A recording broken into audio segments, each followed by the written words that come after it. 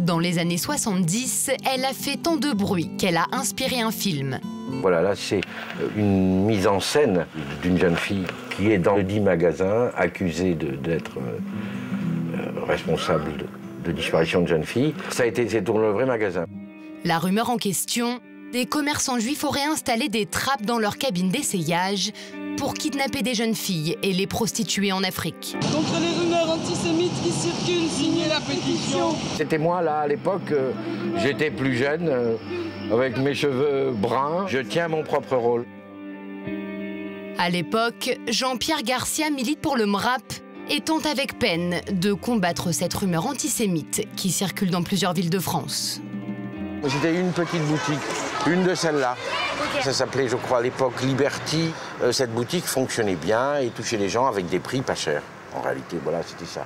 D'autres commerçants ont dû être envieux et ont dit, voilà, cette histoire de jeunes filles qui disparaissent au moment de l'essayage de vêtements, c'est là. Et à partir du principe qu'il n'y a pas de fumée sans feu, les gens se sont mis à attaquer. Oui, c'est celui-ci. Ah oui, mais il est juif. Et, ah, mais il y a tel autre aussi, c'est un juif aussi. En 1970, Victor Wanisch tient un commerce d'électroménager à Amiens.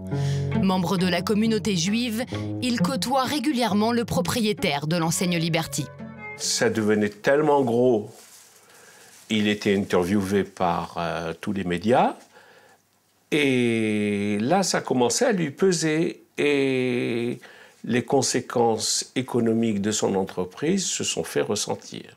À un moment donné, nous avions peur qu'il y ait des inférences sur l'ensemble des commerçants juifs d'Amiens. Le propriétaire de la boutique Liberty voit sa clientèle désertée et met finalement la clé sous la porte. Aujourd'hui, Victor Wanisch dit regretter l'attitude de la presse durant cette période. Elle relatait rigoureusement la rumeur. Il n'y a pas eu d'analyse sérieuse et concrète. À l'époque, le Courrier Picard est déjà le principal titre de la région. 40 ans plus tard, c'est Georges Charrière qui nous reçoit dans les locaux du journal. Il y est entré quelques années après l'apparition de la rumeur et a continué à suivre le dossier. Le Courrier Picard, à l'époque, a fait un vrai travail de recherche et d'explication pour montrer que c'était pas vrai, quoi. Mais malgré ça, à partir du moment où il l'écrivait, les gens disaient, puisqu'ils l'écrivent, il doit y avoir quelque chose. C'est très compliqué parce que si on passe sous silence complètement, les gens disent « Oh, ouais, ils sont au courant, mais ils écrasent le cou, ils ne veulent pas en parler ». Et si on en parle, on peut aussi amplifier le truc. En 30 ans de carrière dans les pages faits divers du Courrier Picard, le journaliste a vu défiler de nombreuses rumeurs à caractère raciste. L'année dernière, l'une en particulier a soulevé l'inquiétude. Bizarrement, elle semble très proche de l'histoire des magasins juifs. Cette fois, ce sont des Roms qui sont accusés. On raconte alors qu'ils kidnappent des enfants devant les écoles dans des camionnettes blanches. À la sortie des classes, les mamans se souviennent. Circulait partout, hein, sur Facebook, c'était vrai aussi. C'était sur les rouelles, avec des camionnettes blanches et tout. Là. Ils les prenaient, même jusqu'à les revendre, qui les tuaient. Ils prenaient les organes des enfants, en fait, parce qu'ils en avaient besoin dans leur pays. Et tout. Les gens, ils étaient tellement en panique que je pense qu'il y a eu un nombre d'appels à la police qui fait que c'était même pas ça à la télé dans les informations, même pas.